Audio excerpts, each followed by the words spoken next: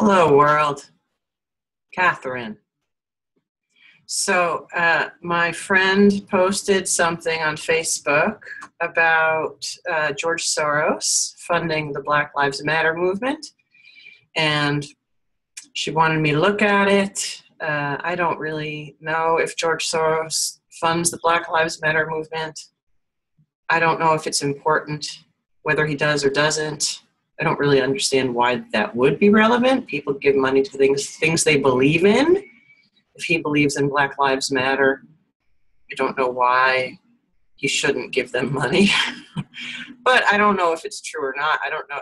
I know there seems to be a lot of conspiracy theories around George Soros. So the first thing we want to do, this whole series of videos is about using our critical thinking skills to help us discern fake news from real news and to know what are reliable sources and what aren't. So that's the main point. It's not so much the content, it's the process that I'm wanting to put on display for you. So the first thing that we do when we approach something is we want to know what our own personal emotional reactions are, our judgments going in. Because we will always have, if we are human, we will have emotional feelings and reactions, and we will have thoughts based on prior experience and based on relationships that we have. Often, how we approach a source has to do with what group do we want to belong to, and would thinking a certain kind of thing make us not belong to that group anymore? That gives us a strong incentive not to think a certain thing. That's the most important thing in critical thinking is our emotional lives and our relationships, and whether or not we are aware of those things, whether or not we feel that we have freedom within our relationships to disagree with the people. So those are the most important things in critical thinking. So I'm approaching this article from Breitbart, and the first thing for me to do is to notice what are the thoughts and feelings I have in looking at the article. So I don't know Breitbart. I mean, I know of it. I don't know it firsthand. So that's another important thing is the information that you have firsthand or is it secondhand? I have a lot of secondhand information about Breitbart because it's been very much in the news because Steve Bannon is in Trump's administration, and Steve Bannon was the head of Breitbart, and apparently he was very open to racism, racists. This is what I hear secondhand from what I consider to be very reliable sources. So as I approach Breitbart, I'm thinking I'm probably I'm feeling a little bit warned about it, and that's fine. You know, it's fine for us to have ideas as we go. We're going to have, who cares if it's fine or not? Each one of us is going to have thoughts and feelings when we approach things.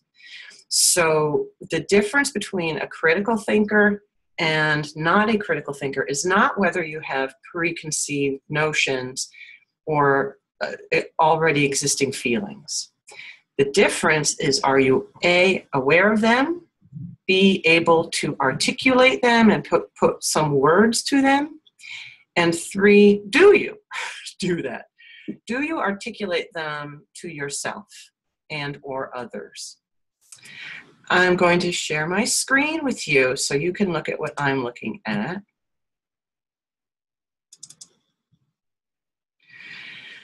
So if you've seen my other videos, you know that the first thing one should do whenever one is encountering a source one doesn't know is it's best not to jump right into the article. It's best to go to the homepage of the source to see what we can see what we learn.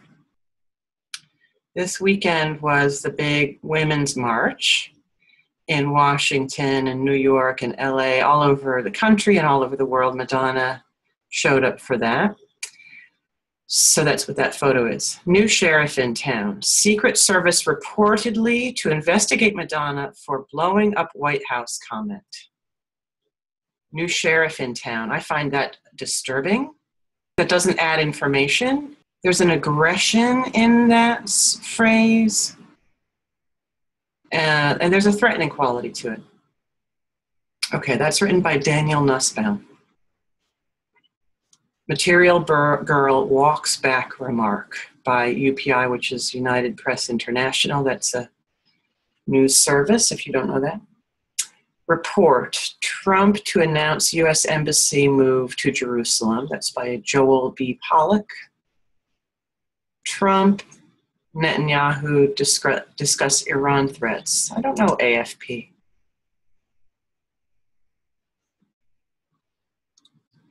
And it doesn't tell me what AFP stands for, which I think is very poor journalism. I thought when I clicked on AFP, it would tell me what that stood for. Trump sets sights on NAFTA by Pam Key. Battle over sanctuary campuses and in-state tuition to dreamers heats up. Dowd. Since election, Trump smaller, even more petty. I presume that is New York Times columnist Maureen Dowd. Sounds like something she would say. Big League, Bannon sworn in. Well, Steve Bannon was part of Breitbart, so I can forgive them for some partisan kinds of language on that story. Fake news, LA Times forced to correct Milo smear. So they have, with this headline, shown themselves to not be serious journalism. Because if the LA, I don't know about this story, Milo smear, I don't know what the story is about, but if the LA Times has corrected a story, that's not fake news. So they were using a definition of fake news that is fake. They were using a fake definition of fake news. Fake news is not mistakes. Even if those mistakes are sloppy, that's not fake news. And when you correct something, you're being honest. That's not fake news. And so the fact that they're calling this, whatever, LA Times corrected fake news, that is the fake news. So they're using fake news as a way of fooling you. So I can see why Breitbart is considered fake news. Okay, trending now. Now that doesn't mean that everything they do is not worth looking at, but I am seeing evidence with my own eyes that this is not a serious news source. Okay. But I'm staying open. So, the second thing we want to do after we just kind of get a sense from their homepage is to see what they say about themselves, who they are, and what their philosophy of journalism is. So I'm going to look for where they do that. And if they don't do it, I will suspect that they are not serious journalism.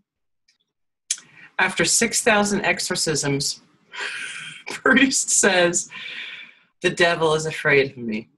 Okay.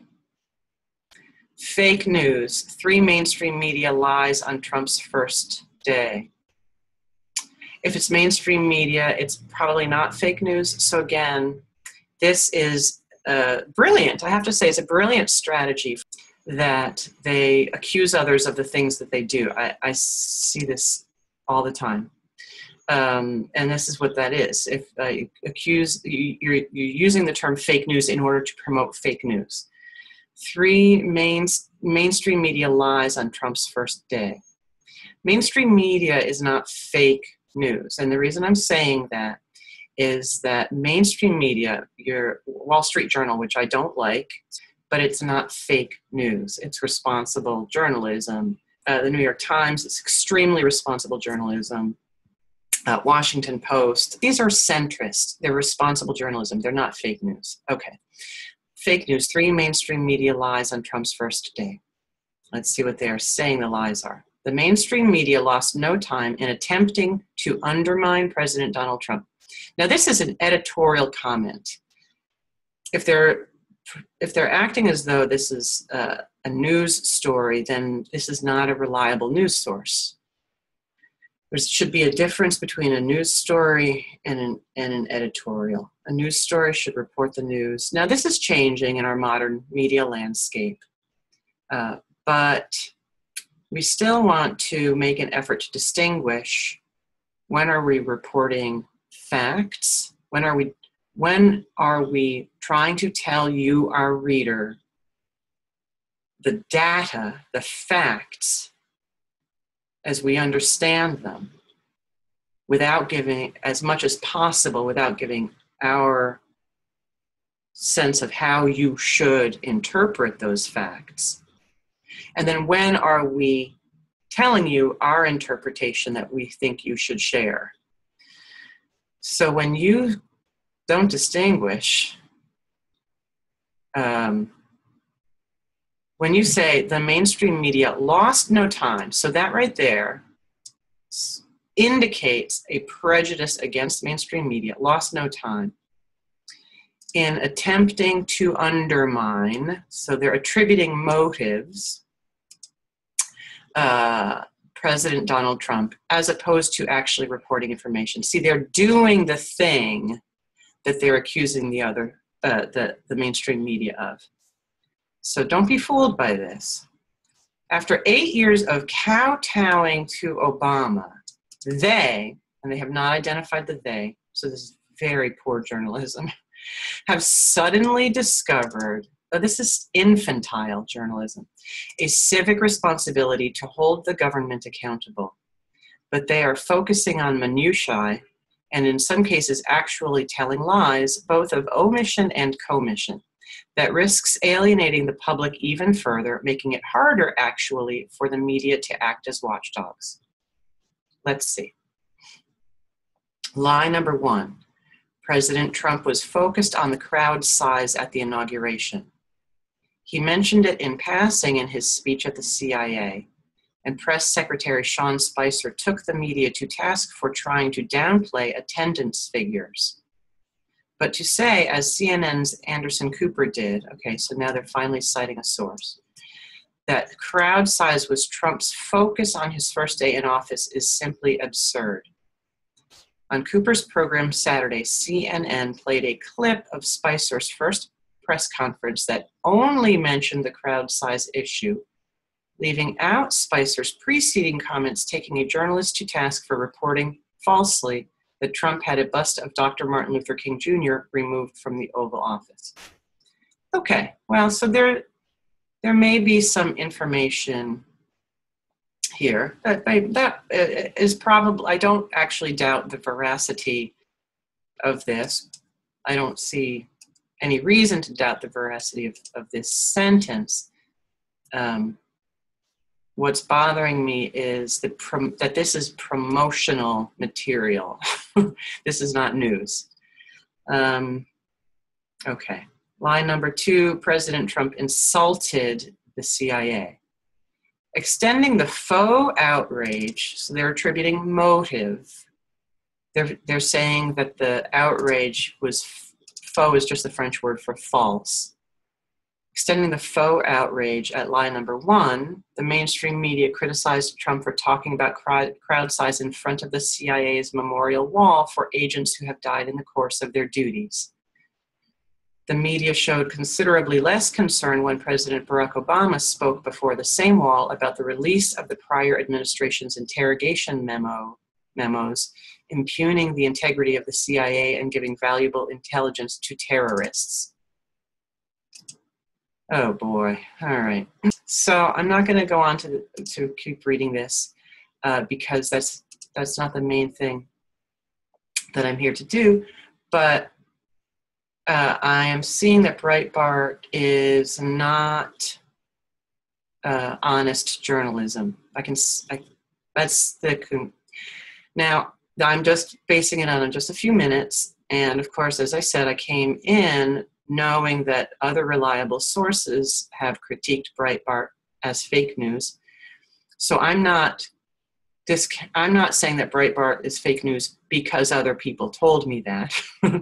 I am influenced by that, as I should be, because I find them to be reliable sources, the other organizations that have said that. But I'm looking with my own eyes and seeing manipulation and propaganda. I wanted to see where Breitbart talks about who they are and what their philosophy of journalism is. So I'm going to make the screen smaller so that I can more quickly see where, usually it would be at the bottom or the top, where it says about us, something like that.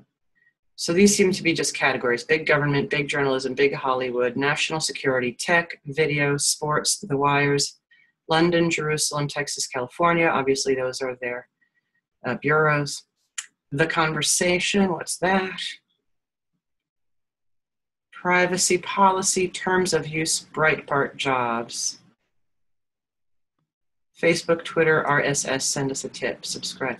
So this is a very bad sign. I'm going to click on Breitbart jobs.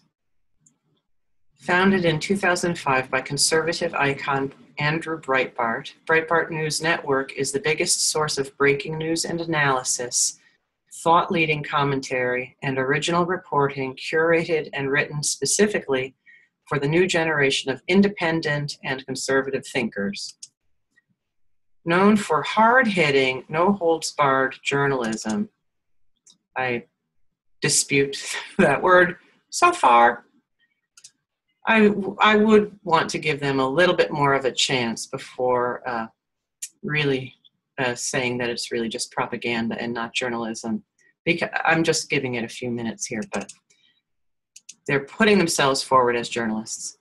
Known for hard-hitting, no-holds-barred journalism along with world-class aggregation, Breitbart News is growing rapidly. The company recently added bureaus in London, Texas, and California, and is currently in the process of launching additional bureaus and verticals. With this expansion comes opportunity. We are looking for blah, blah, blah. All right, so that's very little for them to tell us about themselves. So that is also a bad sign. They do tell us when they were founded, 2005, and they do tell us that Andrew Breitbart started it. And in this particular case, because it's well known, I can look it up on other sources, but they should tell us something about Andrew Breitbart. They should tell us about their journalists, and they should tell us something about should give us some information other than Andrew Breitbart 2005. Those are the only actual pieces of facts that they have given us. Now let's see if they tell us about the author here, Aaron Klein. Okay, that would presumably be a photo of Aaron Klein. There's no clickable link there. Latest news tells us the articles he's written, which will tell us something about him. But it doesn't seem to tell us anything about who's Aaron Klein. Who's Aaron Klein? So this is a very bad sign. Okay, and I'm just going to quickly see exclusive. Juanita Broderick slams Madonna, fake news, women's march. Israeli leaders hail new era of Donald Trump. They love putting quotation marks in their headlines. That's one piece of interesting information about Breitbart. So this is propaganda. I mean, this is, slamming Madonna and hailing Trump and the relationship with Israel. Facebook fact checker, in quotation marks, pointer.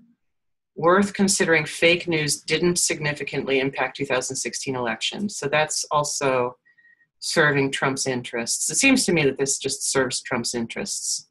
That's the point of Breitbart, I'm getting the sense. Okay, let's see. So normally, since I have a life to live, I can't give everything all the time in the world.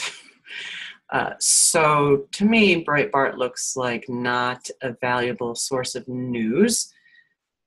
So normally I wouldn't give it much thought or time, but it is influential.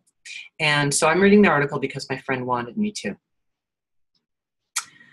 George Soros's Open Society Institute viewed the 2015 Baltimore unrest following the death of Freddie Gray as opening a unique opportunity to create accountability for the Baltimore police while aiding activists in reforming the city, according to hacked documents reviewed by Breitbart Jerusalem. Okay. The documents further confirm that the Open Society last year approved $650,000 to invest in technical assistance and support for the groups at the core of the burgeoning Black Lives Matter movement.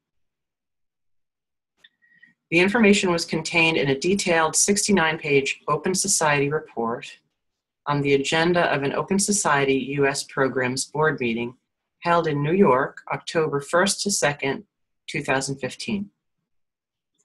The report directly states the Open Society views I think that's a typo. The report directly states maybe that Open Society views the Baltimore unrest last year as a crisis that can be utilized to carry out the organization's agenda. Okay. It's interesting they use the word agenda rather than mission. Mission would be, agenda is a word that is sometimes used negatively. But overall, so far, this article seems to be fairly journalistic in its approach. It seems to mostly be stating facts. I'm assuming they're facts. It's not, let's see, and it's, okay, so it's telling us that the source is a 69-page Open Society report. Okay, did the organization release that report? Was it a public report? Okay. I wish I knew more, but let's see. The document states, the killing of Freddie Gray in April helped spawn weeks of peaceful protests by Baltimore residents and allies from the Black Lives Matter movement that were temporarily interrupted by a period of unrest that lasted less than 48 hours and resulted in some injuries and millions of dollars in property damage to neighborhood businesses. While many lamented the damage done, the overwhelming sentiment is that the uprising has catalyzed a paradigm shift in Baltimore that offers opportunities for major justice reforms. Really, I'm not understanding why they're simply repeating huge swaths of the report. Let's see what it says. The investment was well worth it, it seems. A second document on the Open Society U.S. Programs Board meeting, February 11th, 12th of this year, relates Black Lives Matter worked to influence the 2016 presidential campaign. That hacked document, okay. So where was the document received from? I don't see any reason to doubt that it's an accurate reporting of what's in the Open Society's report. But if it's a hacked document, it should tell us who hacked it and how it got to them. Even if it says by an anonymous source, it needs to tell us what was the trail. Did the Breitbart News hack into it? It needs to say something about who did the hacking and how did it get from the hacker's hands to Breitbart Jerusalem.